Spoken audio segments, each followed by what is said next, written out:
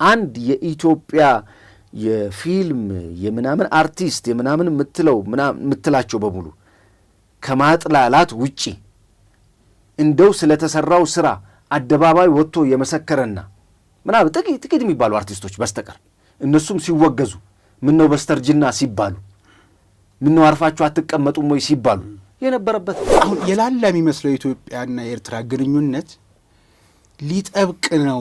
ታላላቆች ሲያምጹና እርስ በርስ አላስፈላጊ የሆነ ጦርነት ውስጥ ሲገቡ በአንድም ይሁን በሌላ በዞኑ ጸብ ሳሩ ይጎዳል። የተለየ ነገር አዩና ነው። ምክንያቱም እንደኔና እንዳንተ አይደለም፣ ወይም ደግሞ ኢትዮጵያ እንደሚጠሏት ሰዎች አይደለም እነዚህ ሀገራት የሚያዩዋት የሆነ አንድ የመስፈንጠሪያ ነገር ላይ መቆሟን ግን አይተዋል ማለት ነው ወይ? ነገ ከነገ ወዲያ ጦርነት ይከሰታል ሲሉ የነበሩ በጣም በበርካታ መልኩ ደግሞ ኢትዮጵያ በዲፕሎማሲው የከሰረች ናት ሲሉ የነበሩ የአፍሪካውያን ድምፅ በአፍሪካውያን መሰማት አለበት፣ የአፍሪካ ኢኮኖሚ በአፍሪካውያን መጠገን መቻል አለበት። ኡሁሩ ኬንያታም ሲያነሱ የነበረው ነገር ምንድን ነው? አንዱ እኛ ከዚህ በኋላ ከሌላው ሀገር እርዳታ አንፈልግም። ፖለቲካው የለየውን ነገር ይዞ መጥቶ በየጊዜው ማራገብ ምናልባት በሁለቱ ሀገሮች መካከል የቀይ ባህር ፍላጎት የዶክተር አብይ ፍላጎት ብቻ አይደለም፣ የኢትዮጵያ ሕዝብ ፍላጎት። ዶክተር አብይ የኢትዮጵያን ሕዝብ ፍላጎት ነው የሚያስፈጽሙት፣ ሌላ ተአምር የለው። በነገራችን ላይ መታወቅ ያለበት ጅቡቲ አንድም ለመጠጥ የሚሆን ውሃ የላት፣ አንድም የሚታረስ መሬት የላት። ኢች ኤንድ ኤቭሪ ነገር የሚገባው ከኢትዮጵያ የቀይ ባህርን መጠቀም ፈልጓል። ስለዚህ ከዛ አንጻር ይሄን ማዕቀብ አነሳልሻለሁ፣ በምላሹ ደግሞ መሰጪኝ ተጫለሻል አርግባቸው። እኛ መፍረስ የሚለውን ነገር ስለምንጠላው የአገርን መፍረስ ስለምንጠላው ምንም በኢትዮጵያ ድጋፍ የቆመ መንግስትም ቢሆን ኢትዮጵያ ሶማሊያ እንድትተራመስ አትፈልግም። እንድትተራመስ ከፈለገች ቀጠናው ኦልሬዲ የለየለት ጦርነት ውስጥ ይገባል። የጋድ አባል ሀገራት ከሚያዋጡት መዋጮ ውስጥ ከፍተኛውን ገንዘብ የሚበላው የሰላም እጦት ያለበት ሶማሊያ።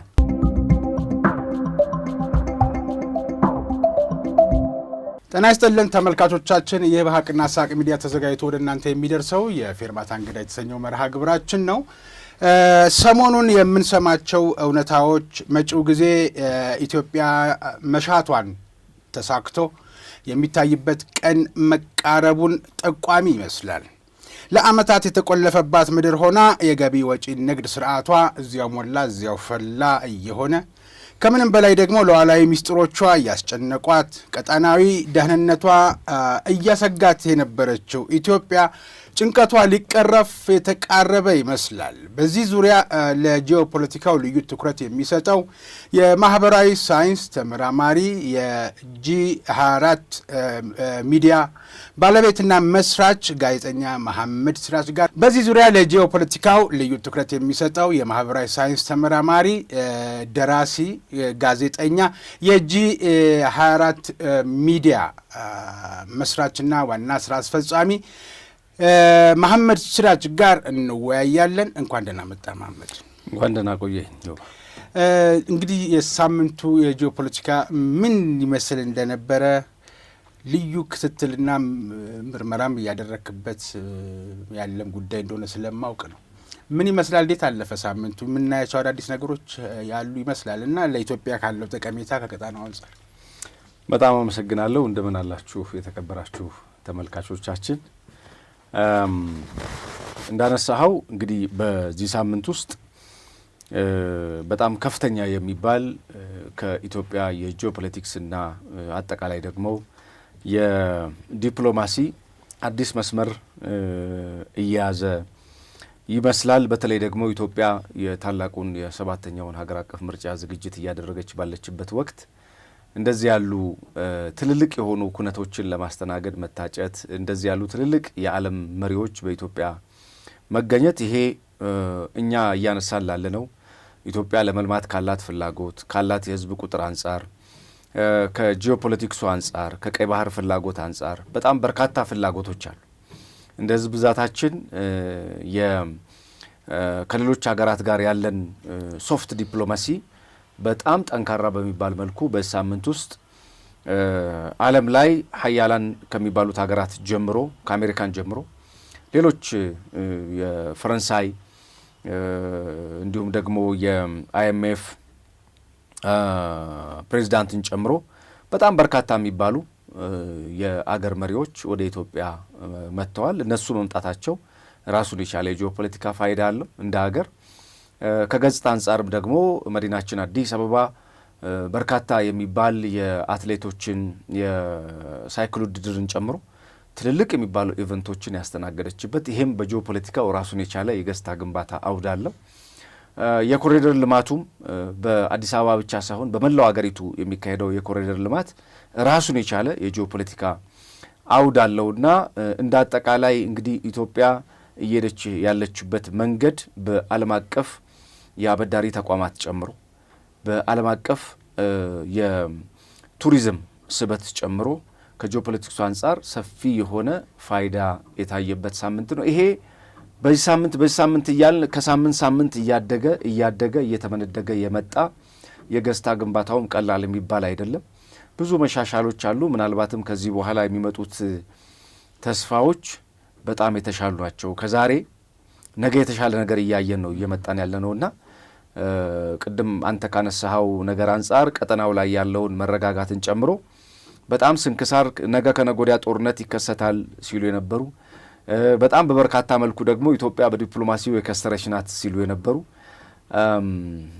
ከእገሌ ጋር ዳግም አትገናኝም፣ ከምስራቁ ጋር ከምዕራቡ ጋር ከሰሜኑ ጋር ተቆራርጣለች ሲሉ የነበሩ ነገሮች በሙሉ አሁን እያየን ያለ ነው። ከዛ በተቃራኒ ሆኖ ኢትዮጵያ እያደገች በአንድም ይሁን በሌላ በዲፕሎማሲ እየተጠናከረች ሀሳቦቿን ጭምር በዓለም አደባባይ እየሸጠች ኬንያ ላይ ሄደው ጠቅላይ ሚኒስትሩ የሸጡትን ሀሳብ እንደ ቀልድ እንዳታየው በጣም ትልቅ ኤክስፒሪየንስ ነው ሼር ሲያደርጉ የነበረው። አሁን የኢትዮጵያ ጠቅላይ ሚኒስትር በዓለም አቀፍ ደረጃ እየተፈለጉ ያሉት ኢትዮጵያ ውስጥ የተሰሩ ስራዎችን በተለይ ደግሞ ከዚህ ከአረንጓዴ ኃይል ጋር በተያያዘ ሰፊ ተሞክሮቻቸውን ለዓለም እያካፈሉ ነው። እንደምታውቀው ከጎረቤት አገራት ከሱዳን ጋርም እንደዚሁ የህዳሴ ግድብ ግንባታን ተሞክሮ ለጎረቤት ሀገራት ግድብ ለመገንባት ለሚፈልጉ የአፍሪካ ሀገራት የቀጠናውን አንድ የማድረግ የማስተባበር ሀያል የመሆን ጉዳይ ሳይሆን የአፍሪካውያን ድምፅ በአፍሪካውያን መሰማት አለበት። የአፍሪካ ኢኮኖሚ በአፍሪካውያን መጠገን መቻል አለበት። የውጭ እርዳታ አያስፈልገንም። ማክሮን ሰሞኑን ኬንያም ነበሩ፣ ኢትዮጵያም ነበሩ። ኬንያ በነበሩበት ጊዜም ሲያነሱ የነበረው የኬንያው ፕሬዝዳንት ኡሁሩ ኬንያታም ሲያነሱ የነበረው ነገር ምንድን ነው? አንዱ እኛ ከዚህ በኋላ ከሌላው ሀገር እርዳታ አንፈልግም ነው። የእርዳታ ሴንቲመንት አንፈልግም።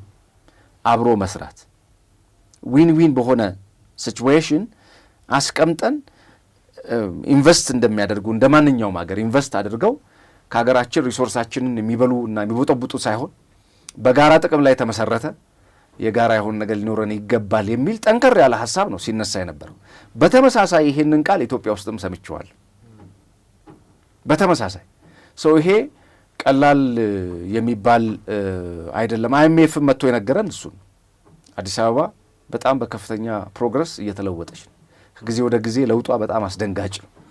ይሄ ደግሞ የዓለምን ቀልብ እንድስብ ያደርጋታል በተለያየ አውድ ማለት ነው። ጂኦፖለቲክሱ ላይ ቀላል የሚባል ሳምንት አልነበረም። ይሄ ሳምንት በደንብ አድርገን ልንመለከተው እንችላለን። አመሰግናለሁ። ትንሽ ከዛሬው አመጣጥ የአሁኑ ሳምንት ወይ ውጤት ሆኖ ስላየ ነው ሊሆን ይችላል፣ አላውቅም። የብዙ ልፋት ውጤት መሆን አለበት እና ትንሽ ለየት ያለ ነው። ሰዎች እንዴት አድርገው እንደተገነዘቡት አላውቅም፣ ግን ኢትዮጵያን መለወጧን የማይፈልጉ ሰዎች ዝምታቸውና ሐዘናቸው ራሱ ይናገራል። ግን ከብዙ ድካም በኋላ አሁን የተሰማው ነገር በተለይ ሁላችንንም ሲያስጨንቀን የነበረው ነገር ጦርነት ይነሳል፣ ወንድም ከወንድም ጋር ይጋጫል ተብሎም ተሰክቶበትም የነበረው የወደብና የባህር በር ፍለጋን ጉዳይን የተመለከተው ኢትዮጵያ ላይ ተጥሎ የነበረው ማዕቀብ መነሳት፣ እነዚህ የመሳሰሉ የዛኑ ያክል ደግሞ ግብጽ ላይ የደረሰው ኪሳራ በደቡብ ሱዳን አማካኝነት የጦር ቤዟ እንድታነሳ እነዚህ ነገሮች ጎልቶ የወጡበት ስለነበረ ነው።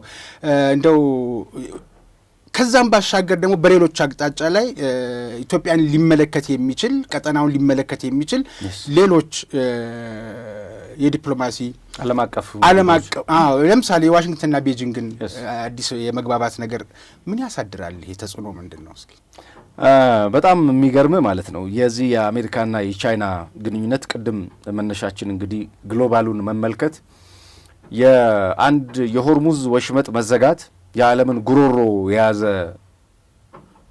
ሆኗል አይደል? ሆርሙዝ ተዘጋ። የዓለም ከ20 እስከ 30 በመቶ የሚሆነው ንግድ በዛ በኩል ነው የሚያልፈው። ዘን የዓለም አቅም ምን እንደሆነ የታየበት አንድ መሻገሪያ የሆነች ወንዝ የዓለምን ኢኮኖሚ ስታናጋ የዓለምን ፖለቲካ ስታናጋ ተመልክተናል። ሶ በአንድም ይሁን በሌላ ዓለም ላይ የሚፈጠረው ተጽዕኖ እንደ ሀገር ነዳጅ አጣን እኮ አይደለም፣ እንደ ሀገር የሚደርሰው ስንክሳር ቀላል አይደለም። ስለዚህ ታላላቆች ሰላም ሲሆኑ እኛም ሰላም እንሆናለን። ታላላቆች ሲያምፁና እርስ በርስ አላስፈላጊ የሆነ ጦርነት ውስጥ ሲገቡ በአንድም ይሁን በሌላ በዞኑ ጸብ ሳሩ ይጎዳል። ስለዚህ የገፈቱ ቀማሽ ነን። የዓለም ጉዳይ አይመለከተንም ብለው የሚሉ ሰዎች እኔ ይገርሙኛል። የዓለም ጉዳይ በደንብ ይመለከተናል። እኛ ከዓለም የተነጠልን ደሴት ስላልሆንን ማለት ነው። ከዓለም ጋር ተግባቦት የፈጠርን የዓለም መንግስታት እኛን የሚፈልጉ እኛም የዓለም መንግስታትን የምንፈልግ ህዝቦች ነን እንጂ የተነጠልን ሎክድ የሆን ሰዎች አይደለም። ስለዚህ የአሜሪካና የቤጂንግ ለአፍሪካ ቀንድ ምንድን ነው የሚኖረው ተርፍ የሚለውን በደንብ አድርጎ መመልከት ያስፈልጋል። ይሄ ሁለቱ ሀያላን አገራት ከተቀናቃኝነት ወደ አጋርነት የመጡበት ይመስላል። ይሄ ለአፍሪካ ቀንድ በተለይ ለኢትዮጵያ 3 ዋና የሚባሉ የኢኮኖሚ እድሎችን ይዞ ይመጣል። የመጀመሪያው የኢንቨስትመንት ፍሰትን እንዲረጋጋ ያደርጋል። እንዴት? ቀደም ሲል ሁሉም ሀገራት በተለይ ሀያላን ምንድን ነበረ የነበራቸው? በእነዚህ በሁለቱ ሀያላን ሀገራት መካከል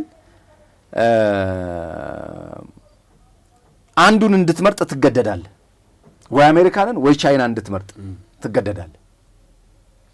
ዲፕሎማሲ ከሁለት አንዱ ጋር ብቻ እንዲሆን ትገደዳለህ። አሁን ግን የቻይና መሰረተ ልማት፣ የአሜሪካ የፋይናንስ ድጋፍ፣ ቴክኖሎጂ እነዚህ ተደጋግፈው እንዲሰሩ ለኢንቨስትመንቱ ትልቅ እድል ይፈጥራል። በሁለት እሳት መካከል አትወጠርም። ቻይና መሰረተ ልማት ላይ ቤዝ ታደርጋለች፣ አሜሪካ ፋይናንስና ቴክኖሎጂ ላይ ቤዝ ታደርጋለች። ስለዚህ የሁለቱንም ፍሰት አዋህደ ለመጠቀም እድል ይሰጣል። ይሄ ለቀንዱ በጣም ትልቅ መረጋጋት ነው። ለኢትዮጵያ ደግሞ የዚህ አይነቱ ሽግግር ይፈጥራል። ሁለተኛው የዕዳ ሽግግር ነው። የዕዳ ሽግግር የቻይናና አሜሪካ በአይኤምኤፍ በኩል በተለይ ደግሞ ሁለቱ ሀገሮች በዚህ በአይኤምኤፍ በኩል መስማማታቸው እንደ ኢትዮጵያ ላሉ የዕዳ ጫናን ለማቃለልና ተጨማሪ የውጭ ምንዛሪ ለማግኘት ለሚተጉ ሀገሮች ትልቅ እፎይታ ነው። ኢትዮጵያ ከዚህ አንዱ ተጠቃሚ ናት። ምክንያቱም የዕዳ ሽግግር እፎይታ እንድታገኝ ያደርጋል። ኢትዮጵያ በጣም በርካታ የመሰረተ ልማት ችግር ያለባት አገር ናት። ችግሩን ለመቅረፍ ሰፊ ስራዎች እየተሰሩ፣ በዚህ ሁሉ ውስጥ ከፍተኛ ኢንቨስትመንት የሚፈልገው መሰረተ ልማት ነው። ያዛ ደግሞ ትልቅ ብር ያስፈልጋል፣ በጣም ከፍተኛ ብር። ምክንያቱም አብዛኞቹ ሮ ማቴሪያሎችን ጨምሮ ከውጭ ብናስገባቸውም በአገር ውስጥ የሚመረቱትም ከፍተኛ የሆነ የውጭ ምንዛሪ የሚጠይቁ ናቸው። ስለዚህ የብድር የምናገኝባቸው ሚንሶች ደግሞ እነዚሁ የአይኤምኤፍን የብድር አገልግሎት ነው የምንጠቀመው። ለዛ የዕዳ ሽግግር እናገኛለን። ሌላው የገበያ እድል ነው። እንደምታውቀው በአሜሪካ አጓ ነበረ። ከቻይና ጋር ሰፊ የሆነ የንግድ ግንኙነት አለን። ብዙ ነጋዴዎች አይተህ ከሆነ የመርካቶ ነጋዴዎች ቻይና ድረስ የመጣው ይለዋል። ከቻይና ጋር ያለን ትስስር በጣም ሰፊ ነው። በጣም ከፍተኛ የሚባል ትስስር አለን። በዚህ መሀል የአሜሪካና የቻይና ግንኙነት የዓለምን ንግድ ያቀላጥፈዋል፣ በደንብ አድርጎ ያቀላጥፈዋል። ቅድም እንዳልኩ ጎራ ለይተህ መዋጋት ታቆማለህ፣ ወደ አንድ ትመጣለህ።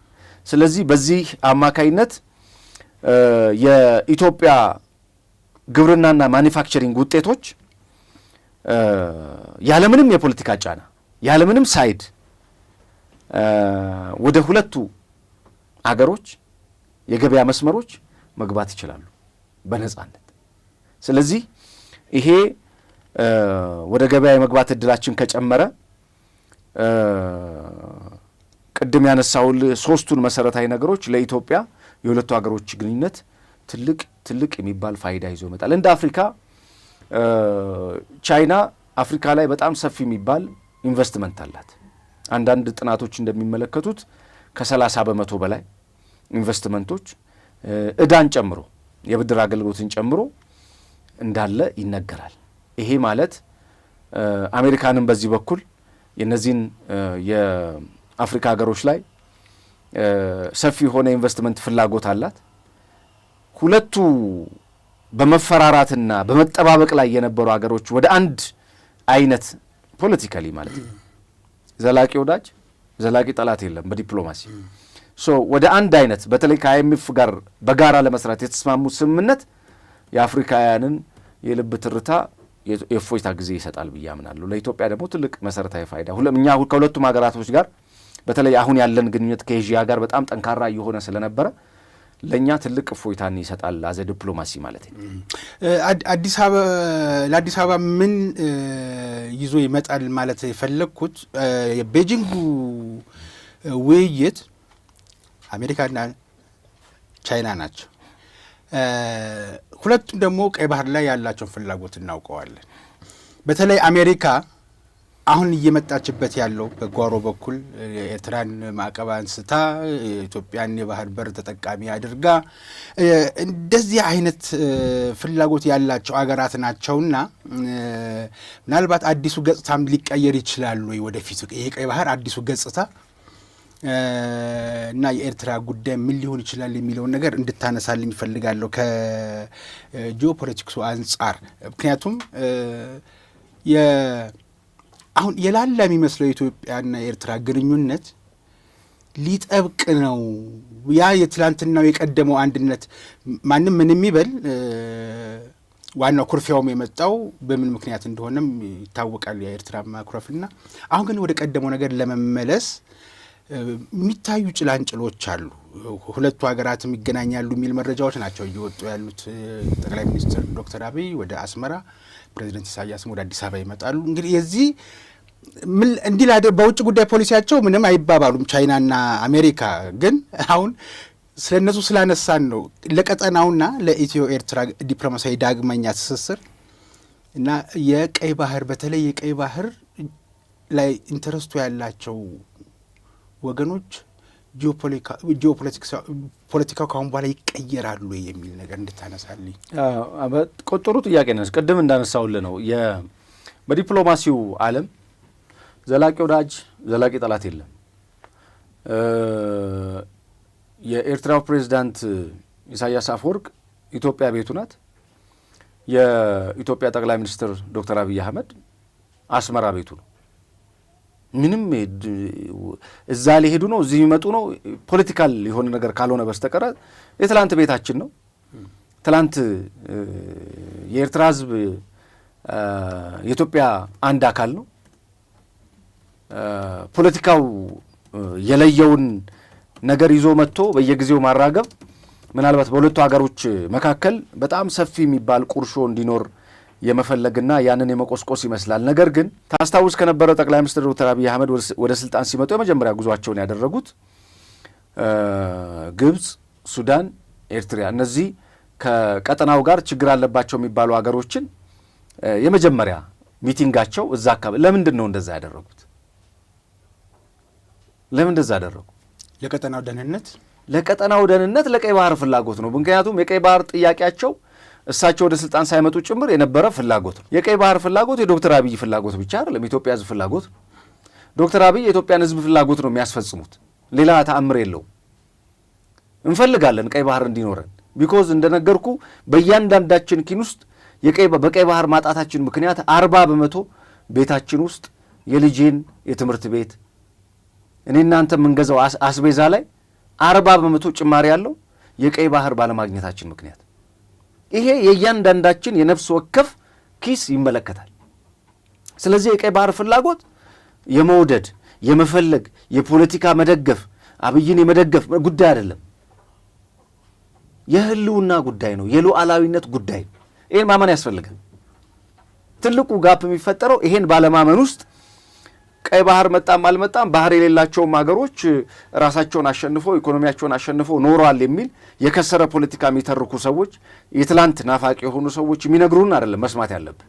እኔ ህይወት ውስጥ በቀይ ባህር ማጣት ምክንያት ምንድን ነው እያጣሁ ያለሁት? እያንዳንዱ ሰው መጠየቅ መቻል አለበት። ረብጣ ቢሊዮን ዶላሮች ለወደብ ኪራይ እንከፍላለን። የባህር በር መዳረሻ የለንም። ለምናስወጣው ለምናስገባው ነው እየከፈልን ያለ ነው። ለፍሪ ዞን እኮ እየከፈልን እኮ ነው። ለደረቅ ወደብ እኮ እየከፈልን እኮ ነው። ለመሬት ማለት ነው። ኢትዮጵያ ትላንት የባህር በር ልምድ የነበራት ሀገር ዛሬ የባህር በር በፖለቲካ ምክንያት ማጣቷ እንደገና እሱን ለማስመለስ መሄድ አፕሪሼት ሊደረግ የሚገባ ጉዳይ ነው። ሶ የኤርትራው ፕሬዝዳንት ወደዚህ መምጣት፣ የኢትዮጵያው ፕሬዝዳንት ወደ ኤርትራ መሄድ ትላንትናም የነበረው ወደፊትም የሚቀጥል ነው። የመጀመሪያው ነገር። ሌላው የኢትዮጵያ የጦር መሳሪያ ማዕቀብ ነበረባት። ግዢ ማለት ነው። የግዢ ነበረባት። እሱ ተነስቶላታል። ሰሞኑን አይተህ ከሆነ ጌዲዮን ጢሞቴዎስ ወደ ዋሽንግተን ሰፊ የሚባሉ ሚቲንጎች ነበሯቸው። ቆይታቸውም አንድ ቀን ብቻ አልነበረም። ሰፊ የሚባል ውይይት ነበር። ከአቻቸው ጋር ውይይት አድርገዋል። ከሌሎቹም ከአሜሪካ ጋር ያለን ወዳጅነት ይታወቃል። ከቻይና ጋር ያለን ወዳጅነት ይታወቃል። አሜሪካ የቀይ ባህር ፍላጎት የባበል መንደብን በዚህ በሆርሙዝ መዘጋት ምክንያት ክፈተው ዝጋው የሚለው ቁልፍ ምክንያት የለም ሌላ አማራጭ አለ የሚል የቀይ ባህር ኦልሞስት ወደ 1700 ምናምን ኪሎ ሜትር በላይ ሽፋን ያላትን ኤርትራን መያዝ ትልቅ ስትራቴጂ። እንደምታውቀው በዚህ ስትራቴጂ ውስጥ የባበል መንደብ አንገት የምትባለው ጅቡቲ ናት። በአዋሳኝ ደረጃ ሆቴዎቹም የሚፈለፈሉት እዚሁ ኤሪያ ላይ ስለሆነ ማለት ነው። ሶ አሁን ከጅቡቲ ግዛት ይልቅ ጅቡቲ ላይ እነዚህ የምታውቃቸው በሙሉ ሀያላን የጦር ቤዝ አላቸው፣ ጃፓንን ጨምሮ። ምንም አይነት በዓለም ላይ የጦር ቤዝና ፍላጎት የሌላት ጃፓን ጅቡቲ ላይ የጦር ቤዝ አላት። በተመሳሳይ ቻይና፣ ፈረንሳይ፣ ቱርክ፣ አሜሪካ የጦር ቤዝ አላቸው። በዚህ ሚጢጢ የኢትዮጵያን 2% የምታክል አገር ላይ ነው። ኦልሞስት አጠቃላይ የህዝብ ብዛቷ ከ1.5 ሚሊዮን አይበልጥም። የጂኦግራፊካል ሎኬሽኗ ነው የዓለምን ቀልብ እንድትስብ ያደረጋት። ውሃ ስላለ ያንን ውሃ የባበል መንደብን ውሃ በነገራችን ላይ መታወቅ ያለበት ጅቡቲ አንድም ለመጠጥ የሚሆን ውሃ የላትም። አንድም የሚታረስ መሬት የላትም። ኤንድ ኤቭሪ ነገር የሚገባው ከኢትዮጵያ ነው። ኢትዮጵያ ይሄን ሁሉ ውለታ ለጅቡቲያን ትውላለች። ጅቡቲያን ይሄን ፕሮግራም ይከታተሉታል ብዬ አስባለሁ። ምክንያቱም አብዛኞቹ አማርኛ ቋንቋ ተናጋሪዎች ስለሆኑ ከኢትዮጵያ ጋር አብሮ መስራት፣ ከኢትዮጵያ ጋር ጂኦፖለቲክሱን አጠናክሮ መሄድ ማሴር ሳይሆን፣ ምክንያቱም ጅቡቲ ፖሊሲ ቀርጻ ነው የምትንቀሳቀሰው። የእውነት ለመናገር በኢትዮጵያ የቀይ ባህር እንዳታገኝ ለማድረግ ፖሊሲ ቀርጻ ነው የምትንቀሳቀሰው።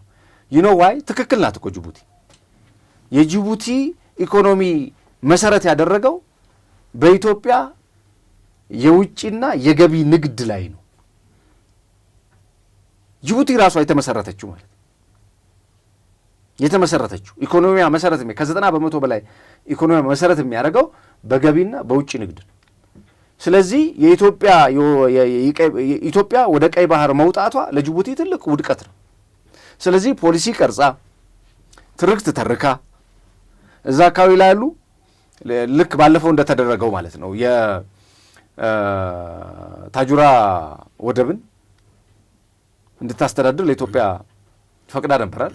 የኢትዮጵያ መንግስት አልፈልግም ማለት ምን ማለት መሰለ?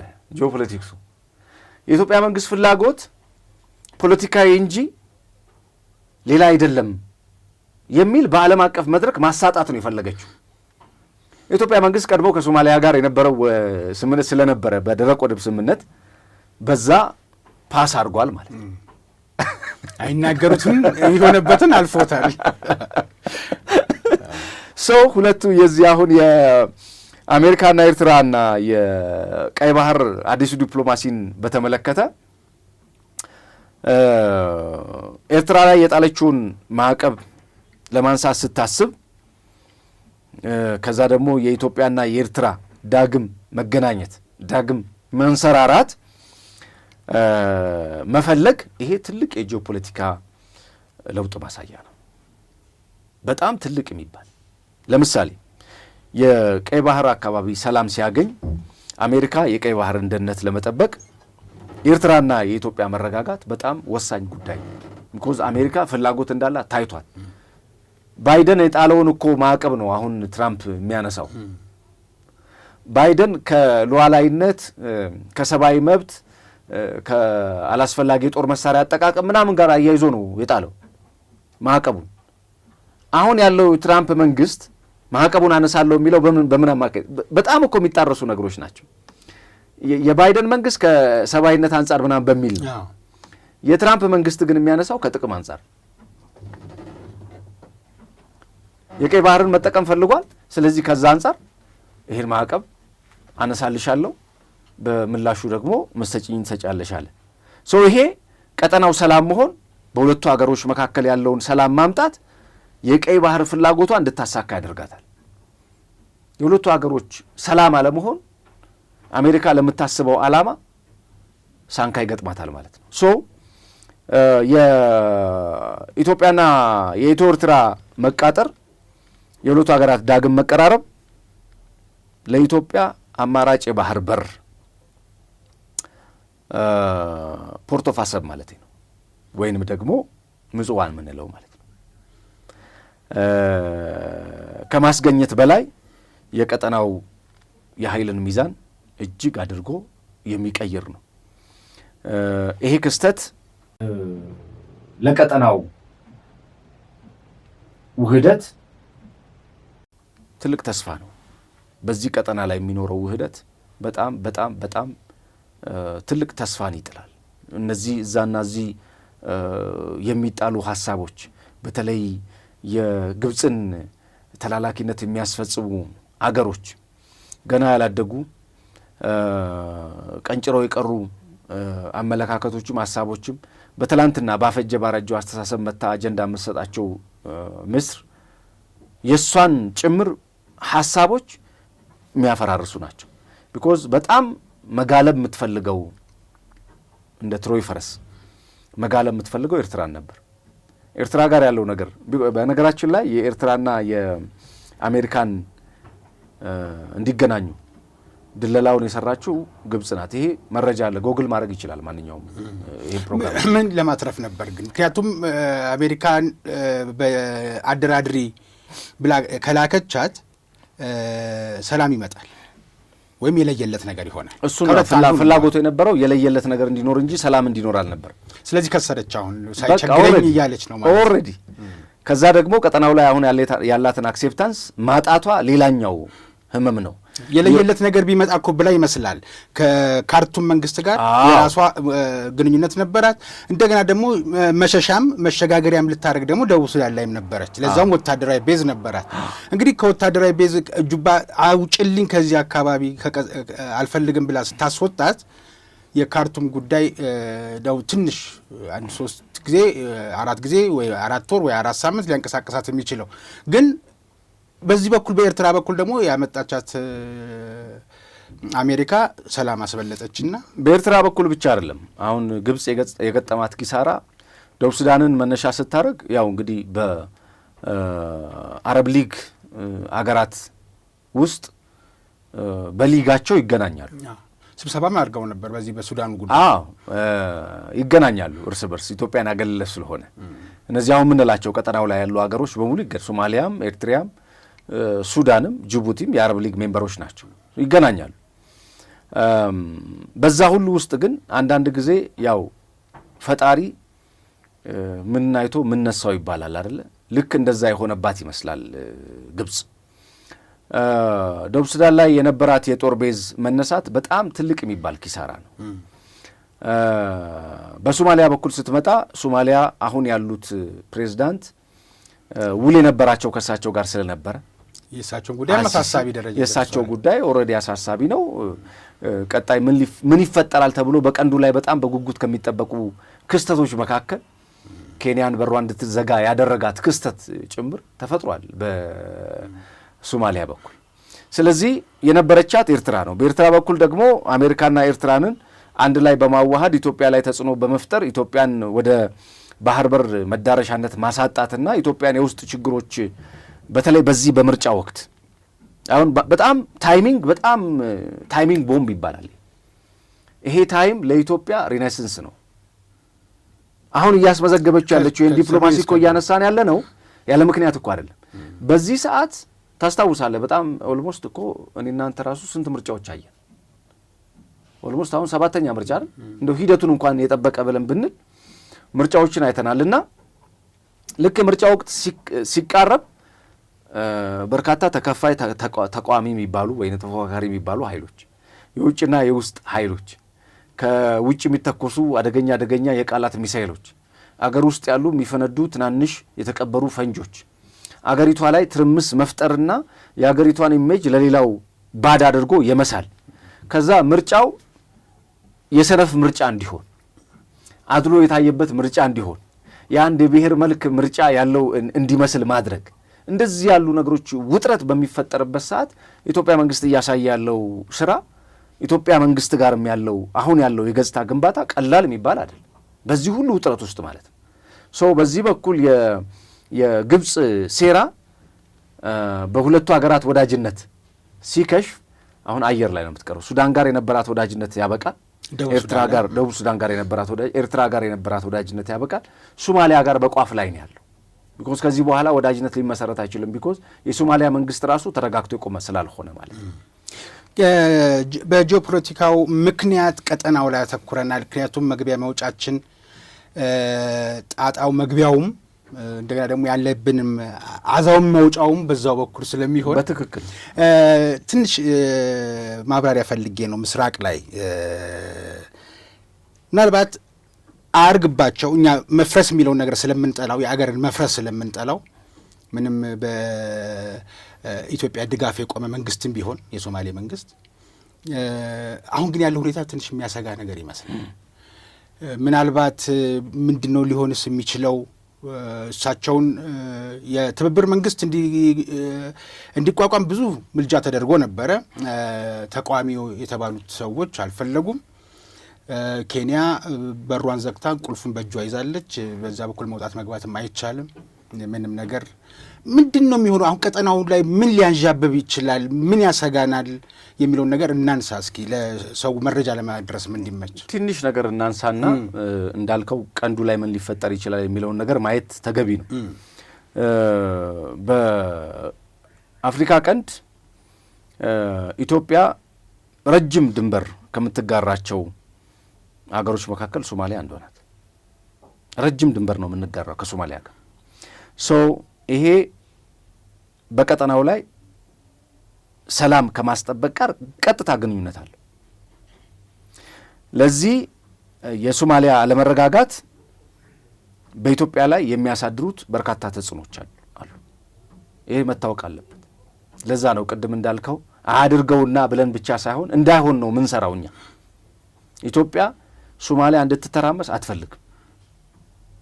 እንድትተራመስ ከፈለገች ቀጠናው ኦልሬዲ የለየለት ጦርነት ውስጥ ይገባል። ያንዣበቡ ሌሎች ስላሉ በጣም ብዙ አለ፣ ቤዝ አለው። የመጀመሪያው በሞቃዲሾ ላይ የሚፈጠር ማንኛውም የፖለቲካ ክስተት በተለይ ለዚህ ለጽንፈኛ ለሚባሉ ኃይሎች እንደ አልሸባብ ምቹ ሁኔታን ይፈጥራል። የአልሸባብ ምቹ ሁኔታ መፈጠር ደግሞ በድንበር አካባቢ ያለውን ሰላም አደጋ ላይ ይጥላል፣ አለመረጋጋት ይፈጠራል። በትንሹ ተመልክተናል። የባህር ላይ ወንበዴዎቹ የሚፈጥሩትን አለመረጋጋት በደንብ አድርገን ተመልክተናል። የገፈቱም ቀማሽ ነበር። ሌላው ኢትዮጵያ በሶማሊያ የሰላም ማስከበር ሂደት ውስጥ ከፍተኛ ተሳትፎ እንዳላት ይታወቃል። አሁንም ድረስ ማለት ነው። ከዚህ ቀደም የነበራት ተሳትፎ አለ፣ እስካሁንም ድረስ ተሳትፎ እንዳላት ይታወቃል። ሶ በአገሪቱ የፖለቲካ ስምምነት ካልተደረሰ በስተቀር አሁን ያለው የሰላም ተልዕኮ ውጤታማነት ጥያቄ ምልክት ውስጥ እንዲገባ ያደርገዋል። የኢትዮጵያን የሰላም ተልዕኮ ጥያቄ ምልክት ውስጥ እንዲገባ ያደርጋል። አገሪቷ የውስጥ ሽኩቿን በመፍታት እስካልተቋጨ ጊዜ ድረስ ማለት ነው። ሌላው የዚህ የአፍሪካ ቀንድ አገራት ኢትዮጵያ፣ ኬንያና ጅቡቲ ችግሩን ለመፍታት ጥረት አድርገው ነበረ። ችግሩን ለመፍታት ያደረጉት ጥረት አልተሳካም። በዚህ ምክንያት በሶማሊያ ውስጥ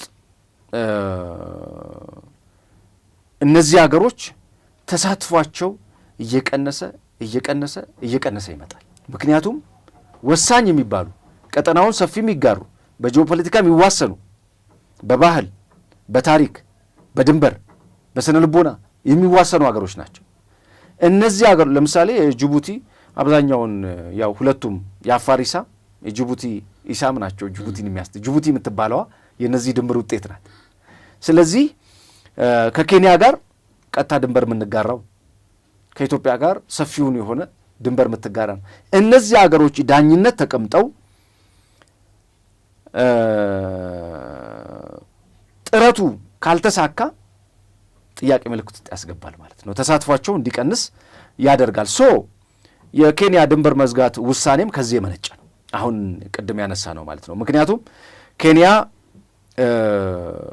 ድንበር መዝጋቷን መወሰኗ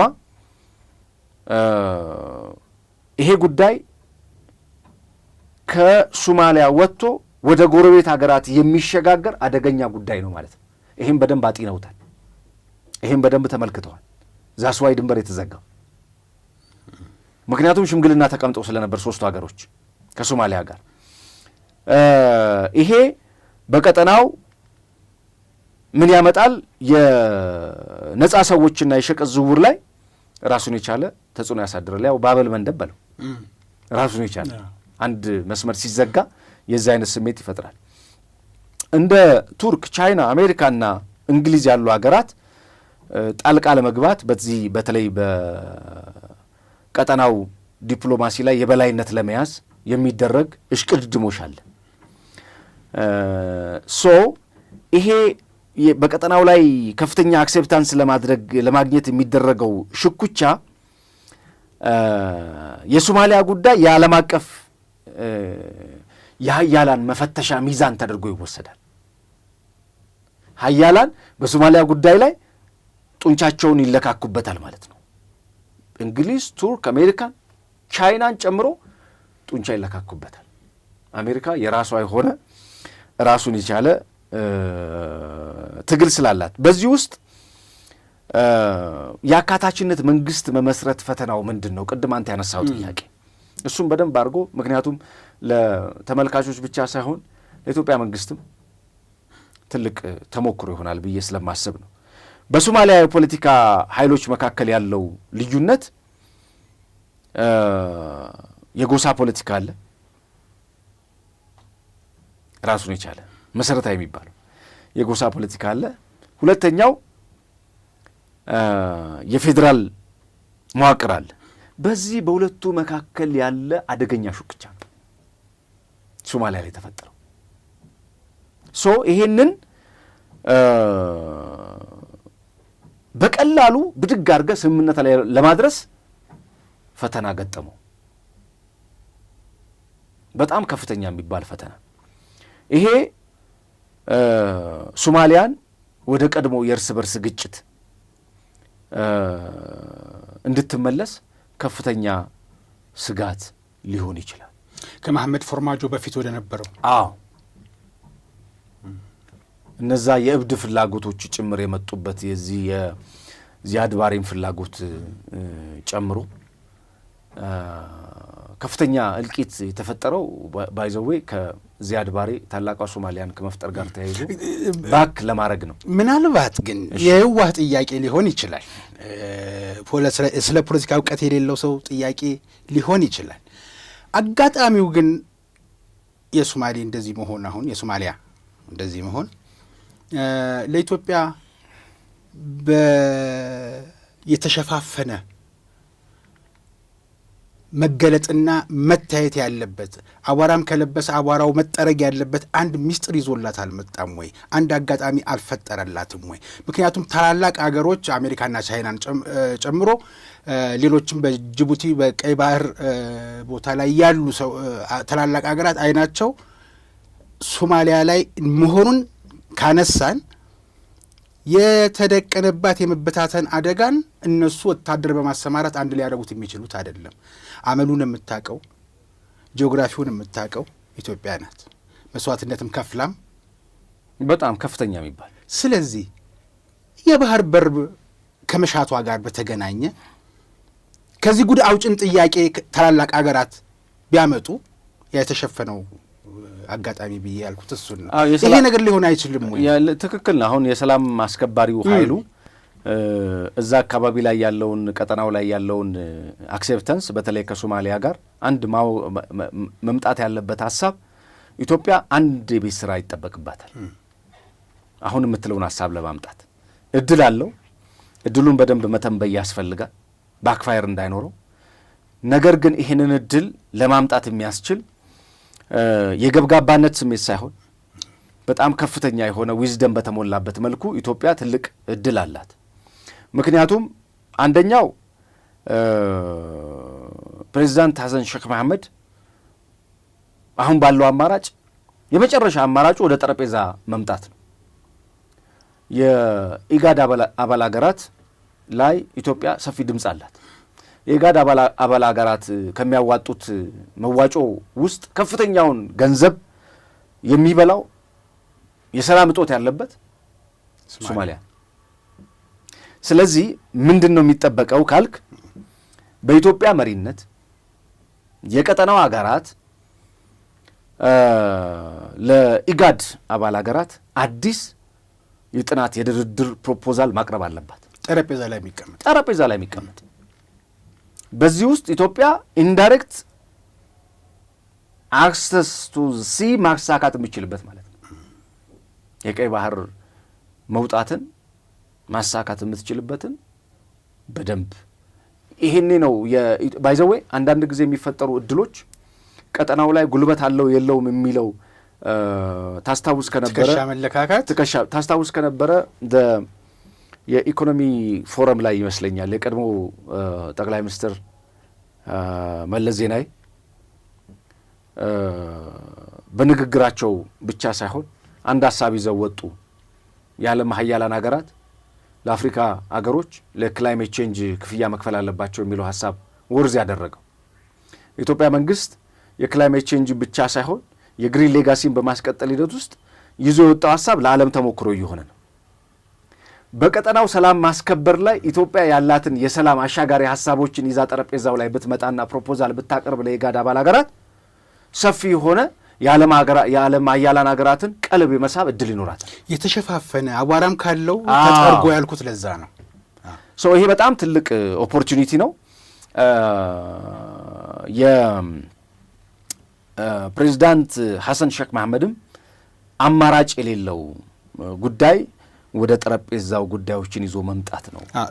ብልጠትና ብልህነት ያስፈልገዋል። የሶማሊያን ጉዳይ በተመለከተ እሳቸው ራሳቸው ለሚወስዱት ውሳኔና የእርምጃ የሌሎቹ የፌዴራል አካል ሁኑ ራሳችሁን ችላችሁ መቆም አትችሉም ብለው የሚሟገቱ ሰው ለሶማሊያ እያሰብኩ ነው፣ ለሶማሊያ አንድነት እያሰብኩ ነው ብለው ነበር አይደል? አሁንም ለሶማሊያ አንድነት ማሰብ መቻል አለባቸው። ህዝቡ ወደ አልተፈለገ ግጭት ውስጥ እና እልቂት ውስጥ ገባ ማለት አጠገባቸው የከበባቸው የእነሱ ፍላጎት መሻትም ይኖራል፣ መሳሪያ ያደርጓቸዋል። የሁቲ አማጽያንና የአልሻባብ ዝም ብሎ የሚቀመጡላቸው ስላልሆነ ቢያንስ ለዜጎቻቸው ማሰብ ስለሚጠበቅባቸው እናጠናቅ። የመጨረሻ ጥያቄ ላድርግና አንተ ትጨምርበታለህ።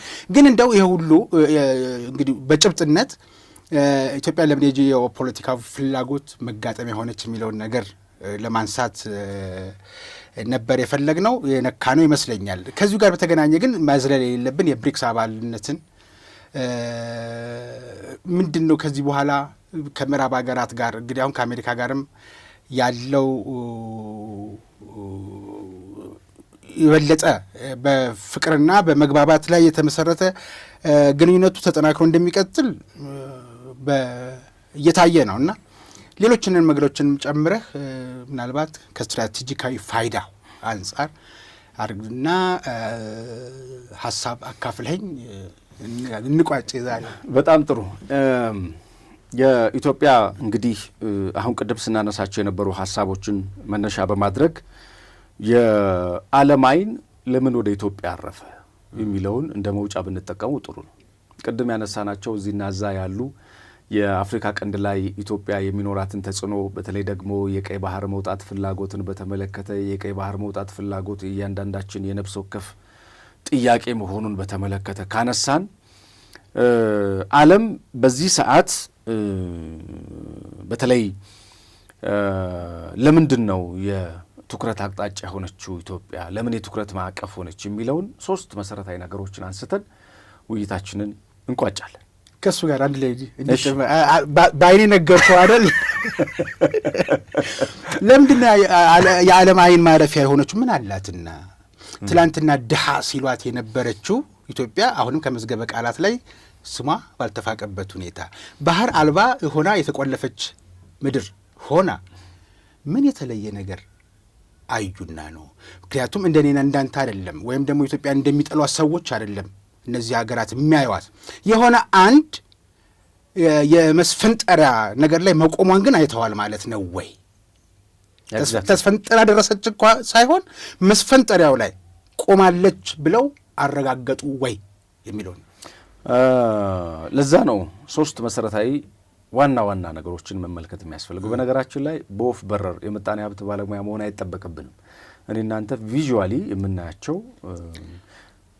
ለውጦቹ በጣም አስደንጋጭ የሚባሉ ለ30ና 40 ዓመት ያላየናቸው ግን በ5ና 6 ዓመት ውስጥ በ3ና 4 ዓመት ውስጥ በጣም አስደንጋጭ የሚባል ለውጦችን እየተመለከትን ነው። ይሄን ለውጥ ማየት ያልቻለ ሰው ለአንዳንዱ ሰው ነውጥ ነው ይሄ ለውጡ፣ ማየት ላልቻለ ሰው ብላይንድ ለሆነ ሰው ማለት ነው። ወይንም አይቶ የሚክድ ሰው የበላበት ወጪት ረጋጭ ምናምን ይባላል እንደዛ የሚባል አይነት ነገር ካልሆነ በስተቀረ የምናየውን መመስከር ያስፈልጋል። አንደኛው ኢትዮጵያ በአፍሪካ ቀንድ ሰላም ማስከበር ውስጥ የጂኦፖለቲካው አንዱ ወሳኝ ከሚባሉ የአፍሪካ መዲናና የሰላም አስከባሪ ኃይል አገራት መካከል አንዷ ናት። ይሄ የስትራቴጂክ የቦታ አቀማመጧ የሰጣት ፈጣሪ የሰጣት እድል ነው፣ የዓለም ዓይን እንድስብ ያደረጋት። ሁለተኛው የኢኮኖሚ ሪፎርም ድፍረት ነው። ይሄ ኢኮኖሚ ሪፎርም ድፍረት መንግስት የወሰዳቸው የማክሮ ኢኮኖሚ ማሻሻያዎች በተለይ እንደ ምንዛሪ ተመን መልቀቅን የመሳሰሉ እና የገበያ ነጻነት እርምጃዎች የዓለም አቀፍ ተቋማትና ባለሀብቶችን እየሳበ ነው።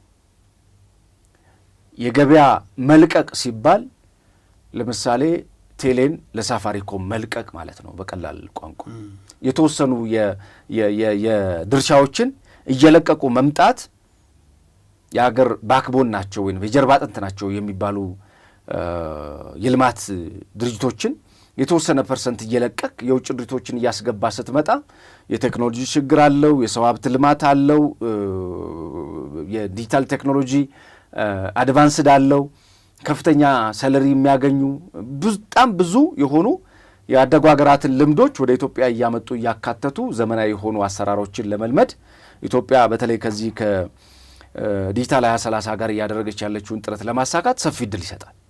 ሌላኛው የውስጥ አቅም ግንባታ ነው። የውስጥ አቅም ግንባታ ማለት በችግር ውስጥ ነው ያለ ነው። በችግር ውስጥ ሆነን ግን አልቆምንም። ዓለም የሚመለከተው እሱን ነው። በችግር ውስጥ ሆነው የቆሙ ሀገሮች የቆሙ ቆራጆች ተብሎ የሚገለጹት ማለት ነው።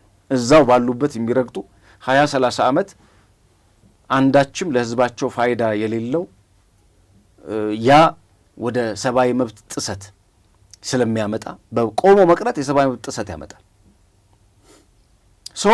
ያ እንዳይሆን ኢትዮጵያ በችግር ውስጥ ሆና ግዙፍ ፕሮጀክቶችን የማጠናቀቅ አቅሟ ለምሳሌ ታላቁ ህዳሴ ግድብን፣ የኮሪደር ልማትን፣ የጫካ ፕሮጀክትን፣ ትልልቅ ሃይድሮኤሌክትሪክ ፕሮጀክቶችን፣ ሶማሊያ ላይ ያለው የነዳጅና የማዳበሪያ ፋብሪካን ትልም ሰሞኑን ያየናቸው ወደ 11 የሚጠጉ ትልልቅ የሚባሉ ሜጋ ፕሮጀክቶችን ለመገንባት ፕላን አድርጎ መነሳትና ፕራክቲካሊ እዛ ቦታ ላይ መገኘት ይሄ ትልቅ የዓለምን ቀልብ የሳበ ክስተት ሆኖ እንመለከተዋለን። ከዚህ ከኮሪደር ልማትና ጂኦፖለቲካዊ ገጽታ ግንባታ ጋር ቅድም በዳሰሳ መግቢያ ላይ ያነሳውልህን ነገር አንዳንዶች የኮሪደር ልማትን ተራ የመንገድ ግንባታ አድርገው ይመለከቱታልና ተራ የመንገድ ግንባታ አይደለም። ሲመሽ ብልጭልጭ በቃ ብልጭልጭ መብራት ነው ምናምን ብለው የሚያስቡ ሰዎች በተሳሳተ መንገድ ላይ እንዳላችሁ መጠቆም እንወዳለን። ለምንድን ነው ይሄን ማነሳው? የዓለም ሀያላን ሀገራት ጭምር ትኩረት የተሳበው እነዚህ ስራዎች በመሰራታቸው ምክንያት ነው። መንገድ ብቻ አይደለም የገነባ ነው። የሀገር ገጽታ መገንቢያ ስትራቴጂ ከሚባሉት ውስጥ ይሄ ኔሽን ብራንዲንግ ይባላል። የኔሽን ብራንዲንግ ከሚገነባባቸው ነገሮች መካከል አንዱ የኮሪደር ልማት መሳሪያ ነው። አንዱ መሳሪያ ነው የኮሪደር ልማት። በዚህ ውስጥ የመሪዎችን ማሳያ ትመለከታለህ። ጂኦፖለቲካው የሚተነትነው እንደዚህ ስለሆነ የመሪዎች ማሳያ ምን ማለት ነው? የአዲስ አበባን ለዲፕሎማቶችና ለባለሀብቶች ምቹ ማድረግ ኢትዮጵያ የአፍሪካ የዲፕሎማቶች መገኛ ማዕከል እንድትሆን ያደርጋታል።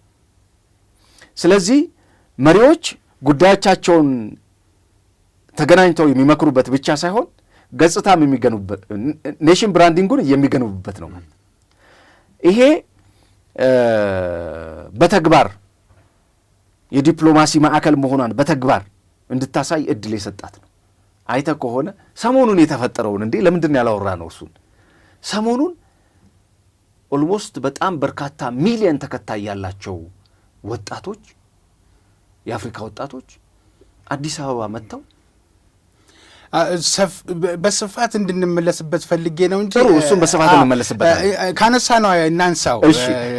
የሳምንት ኢሹ ስለነበር በዳሰሳም ቢሆን አንደኛ ነገር ማን ነው እነዚህ ሰዎች የጋበዛቸው? አሜዚንግ ነው በጣም ማን የጋበዛቸው ነው? መንግስት በቢሊየን የሚቆጠር ብር አውጥቶ ምንዛሪው ላይ የነበሩ ሰዎች ይሁኑ ቼኩ ላይ የፈረሙ ሰዎች ይሁኑ ግን የሚባለውን ወሬውን ነው የምነግርህ። እንዴት ለነዚህ አይነት እንትን በጀት ይመደባል የሚል ሰው ነበር? አዎ እሱ ነበር ሲጻፍ የነበረው። እና የአገር ገጽታ ማለት የምርጫው ጊዜ ተቃርቦ ምርጫውን ለማደናገሪያ የተለያየ አይነት ፍላጎት ያላቸው ሰዎች አነስተውታል። ስለዚህ አንዳንድ ሀሳቦችን ሊያወራውረን ከቻለ በስፋት እንድንመለከተው ብዬ ነው። ግን ወጣት ዘመኑ የወጣት ነው። 70% የኢትዮጵያ ሕዝብ ወጣት ነው። ምን ዘመኑ ወጣት ነው ብቻ አለው። ፖለቲካውም የደረሰበት ነው ዘመኑን ለማለት በ66ቱና በ60ዎቹ አስተሳሰብ ከዚህ በኋላ ጫካ ገብተህ ተዋክተህ ምናምንና ምናገር መንግስት የምትገለብጥበት ዘመን አይደለም። ዘመኑ የአይ ነው። ዘመኑ የወጣቶች ነው። ቦታውን አንለቅ ብለን እዛው ተቸንክረን የቀረን እኮ እኛ ነን እንጂ ቦታውን ብንለቅ ወጣቶቹ ይግባባሉና ወጣቶቹ መምጣታቸውና ወጣቶቹ መናገራቸው ስለ ኢትዮጵያ መናገራቸው በጣም የሚያስደስት ነገር ሆኖ ያገኙት ሰዎች ሀሳባቸውን እኔም እገዛዋለሁ። ግን ሀብት ባከነም ኢትዮጵያ መንግስት ምን በጀት ማን አረጋገጠ አንድ ካምፓኒ እንዳስመጣቸው ነው? እኔ አንድ ነገር ልንገር። አሁን የካምፓኒ ማስመጣቱን ምናምን ተወውና ያው ባድ ኢሜጅ ባይዘወይ ቆመው የቀሩ ሰዎችን ሀሳብ ወደ ሚዲያ ይዞ መምጣት ቆሞ ከመቅረት አይተናነስም። የምሬን ነው። እውነት ነው። እነሱ በቃ ኦልሬዲ ቆመው ቀርተዋል። አሁን አድቫንስድ ነው፣ ቴክኖሎጂካል አድቫንስድ የሆነ የመቻል ትውልድ ነው ያለው። ዛስ ዋይ በጣም ከፍተኛ የሚባል የስነ ልቦና ለውጥ ሲመጣ የመቻል ትውልድ እየተፈጠረ ይመጣል። ያ የመቻል ትውልድ የሚገነባትን አገር ነው እኛ የምንፈልገው እንጂ የቆሙ ቀሩን አይደለም። ቆሞ ቀሩማ አሁን ያልከውን ነው እኮ የሚለው። እሱን እኮ ነው የምልህ። ለዛ ነው አዋርድ ስትደረግ ሪዋርዱን አይደለም የሚያስበው ሁልጊዜ ማለት ነው። እነዚህ ወጣቶች ቢሊየን አንድ ቲክታከር እንደ ውሻ የሚጮህ ልጅ ወደ አዲስ አበባ መምጣት ብዙዎችን መነጋገሪያ አድርጎ ነበራል። እንደሱ አልጮሁም እንጂ ግን ኢትዮጵያ በዓለም ገጽታ በማስተዋወቅ ረገድ ዲጂታል ቴክኖሎጂውን የሚጠቀሙ ሰዎች እንዲያገኟት አድርጓል። አዲስ አበባ እንዲተዋወቃት አድርጓል። ሰፊ እጅ ነው የነበረው። በርካታ ሚሊየን ተመልካቾች ነበር ሲመለከተን የነበረው። ኢትዮጵያ በድርቅ በረሃብ በችጋር የዘፈኑላት እኮ አሉ እነ ጆናታን ዲምበልቢን ምናምን የመጣበት ጊዜ ፖለቲካሊ ያው እነማ እንዳሰሩ ስለሚታወቅ ቱ ዘ ሪቨርስ ልማት ሲሰራ ደግሞ የማይደግፉ እነዚህ ወጣቶች በአፍሪካ ላይ ከፍተኛ የሆነ ተቀባይነት ያላቸው ከፍተኛ የሆነ ቪው ያላቸው ከዛ ምስክርነታቸውን የሰጡ በዚህ ቱ አክስ አስብልኝ እዮባ አንድ የኢትዮጵያ የፊልም የምናምን አርቲስት የምናምን ምትላቸው በሙሉ ከማጥላላት ውጪ እንደው ስለተሰራው ስራ አደባባይ ወጥቶ የመሰከረና ምናምን ጥቂት የሚባሉ አርቲስቶች በስተቀር እነሱም ሲወገዙ ምነው በስተርጅና ሲባሉ ምነው አርፋችሁ አትቀመጡም ወይ ሲባሉ የነበረበት ነው። ኢትዮጵያ ኪነ ጥበብን ታከብራለች ብለው ከንቲባዋ ሲናገሩ ብዙዎች እያላገጡ ነበር። ማን ነው ወጥቶ ስለ አዲስ አበባ ኮሪደር የተናገረው? በእነዚህ ልጆች ልክ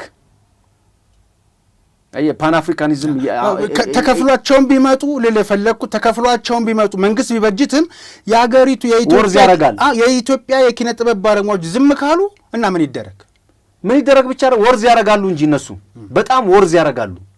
ስለሚገባቸው ነው የሚከፈላቸው እኮ ስለሚገባቸው ነው የመጡት። የማይገባቸው ሰዎች ቢሆኑ እኔ እናንተም ጉንጫ እናለፋም። በዚህ አጋጣሚ መንቃት ያለበት በኢትዮጵያ ሚዲያ ኢንዱስትሪ ውስጥ እየሰራ ያለ አካል ይሄንን ልማት ማገዝ መደገፍ መቼ የሚታየው ብዙ ሰው የፈረሰውን ነው የሚያወራው። ከፈረሰው ይልቅ የተገነባው ይበልጣል። አፍራሽ አስተሳሰቦች ነገም ከነጎዳም ይመጣሉ። አንተ እያወራ ያለኸው አሁን አንተ ስላለህበትና አንተ ስለምትበላው ነገር ከሆነ ልክ አይደለም። ስለ ልጅም ማሰብ ያስፈልጋል። እኔ ከሞትኩ ነው ቆሞ የቀሩ ምል ለዛ እኔ ከሞትኩ ሰርዶ አይብቀል እንዳለችው ነው። ለምሳሌ እኔ ተስፋ አረጋለሁ የእውነት ለመናገር በሆነ በኩል ሳልፍ ልጄን ይዤ መዝናናበት ቦታ ከልጄ ጋር አብሬ መሆንበት ቦታ እንግዳ ቢመጣ መቀበልበት ቦታ አዲስ አበባ ከዛ በጣም ሶፊስቲኬት የሆነ እንደው አንድ ገጠር ላይ ማትመኘው መንደር ከነበረበት ቦታ እንደዚህ አይነት ብርሃን ተስፋ ሌሎች የዓለም ሀገሮች ዞረን ካየናቸው ውስጥ ተገዳዳሪ የሆኑ ቦታዎች ሲኖሩ ስትመለከት ይሄን አፕሪሼት አለማድረግ መታወር ነው። የእውነት ነው የምልህ መካድ ነው። እሺ አሁንም እነዚህ ልጆች መነሻ አድርገን በቀጣይ ስንገናኝ ከቲክቶከሮቹን እንነሳለን ብለን ቀጠሮ እንያዝና እንነሳው። እስከዛ ደስም ያለም ለውጥም ሊኖር ስለሚችል አይመስልህም? በጣም ትክክል። እኔ ግን ቀጠናው ላይ በአንተ በሙያህ ልምጣብህ፣ በምርምር ስራህ ልምጣብህ። የእነዚህ ልጆች ግን ቀጠናው ላይ የሚያሳድረው እሱን ነው ላነሳልህ የፈለጉት። እንደዚህ አይነት ኢሜጅ ቢልዲንጎች ቅድም ኮሪደሩን ያነሳውልህ እኮ በምክንያት ነው። እነዚህ ልጆች መምጣታቸው ቀጠናው ላይ ኢትዮጵያ ያላትን የሰላም ተሰሚነት ያላትን የዲፕሎማሲ አክሴፕታንስ ማዕከል መሆኗን ያላትን ብዝሃነት የኢኮኖሚ ሪፎርም ኦኬ በቀጠናው ላይ ተሰሚነቷ እንዲጎለበትና እንዲያድር ከሚያደርጉ ነገሮች መካከል ኔሽን ብራንዲንግ ነው። የኔሽን ብራንዲንግ መገለጫው እንደዚህ ያሉ ማሲቭ የሆኑ ዲጂታል ዓለሙ የሚፈቅዳቸውን ነገሮች እያመጣ ብራንዲንግን መገንባት ነው። ለምሳሌ አዲስ አበባ ታደሰች፣ ተሰራች ካልተናገርክላት ማን ያውቃታል? እንደ አሜሪካን እኮ የተሸጠችው በፊልም ነው። ትልልቅ ሀገራት እኮ የተሸጡት በፊልሞቻቸው ነው። ህንድ የተሸጠችው በፊልም ነው። በቦሊውድ ነው የተሸጠችው። አሜሪካን በሆሊውድ ነው የተሸጠችው። ኢትዮጵያን በምን ውድ እንሽጣት? ኦኬ፣ እንደዛ ነው መታሰብ ያለበት። ሌላው መጥቶ ሲሰራ ይሄ ምቀኝነት አባዜ ስላለ የተሻሉ ሰዎች መጥተው ሲሰሩ የምቀኝነት ብቻ እኮ አያስመስሉትም። የመቆርቆር እኮ መንግስት እንዴት የሁሉ በጀት እኮ ነው።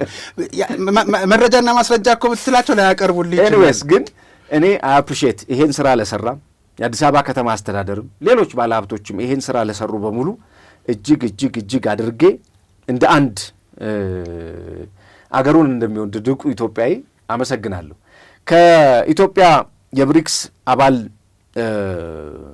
ከአማራጭ የገንዘብ ምንጮችና ከደቡብ ትብብር ጋር በተያያዘም በጣም ትልቅ የሚባል የሰሞነኛ ዲፕሎማሲው ፋይዳው ቀላል የሚባል አልነበረም።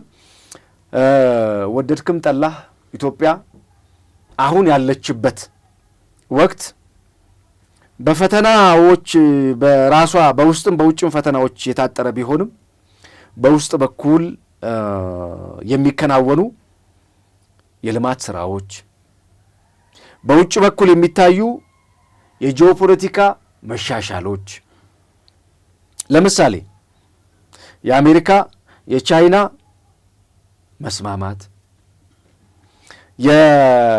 የኤርትራ የሱዳን ጉዳይ፣ ኢትዮጵያ ልምዷን በሌሎች ሀገሮች የማካፈል አለሁላችሁ ማለት ቀጠናው ላይ ተሰሚነቷን የመጨመር ጉዳዮች ኢትዮጵያ ወደ አዲስ የእድገት ምዕራፍ ሊያሸጋግሯት የሚችሉ ተስፋዎች ከፊት ለፊት በጣም በርካታ ናቸው። ይሄ ማመን ያስፈልጋል። እነዚህ ድሎች በዲፕሎማሲያዊ ጥበብ በአገር አንድነት ውስጥ የሚለኮሱ ችቦች ናቸው። ይሄ በመተባበር በመተጋገዝ የኢትዮጵያን አንድነት በማጽናት ሉዓላዊነትን በማስከበር ለአገር ደጀን ዘብ በመሆን እንደ አንድ ተላላኪዎች የውስጥ እርስ በርስ ግጭት እንዲፈጠር ለማድረግ ረብጣ ቢሊዮን ዶላር እንደሚቀበሉት ሰዎች ሳይሆን ኢትዮጵያ እንደ አገር ጸንታ እንድትቆም አሁን ያላት የጂኦፖለቲካ ተስፋ በጣም በጣም በጣም ትልቅ የሚባል እንድምታ የታየበት ነው። በዚህ ሳምንት ውስጥ ባየነው የዲፕሎማሲ አቅጣጫ ከልብ አመሰግናለሁ። እኔም በጣም አመሰግናለሁ። የተወደዳችሁ ተመልካቾቻችን በዛሬው የፌርማታ እንግዳ መርሃ ግብራችን ቀደም ሲል የተከታተላችሁትን ሀሳብ አንስተን ተወያይተናል። በቀጣይ በሌላ ርዕሰ ጉዳይ እጠብቃችኋለሁ። እስከዛው ድረስ ጤና ይስጥልኝ።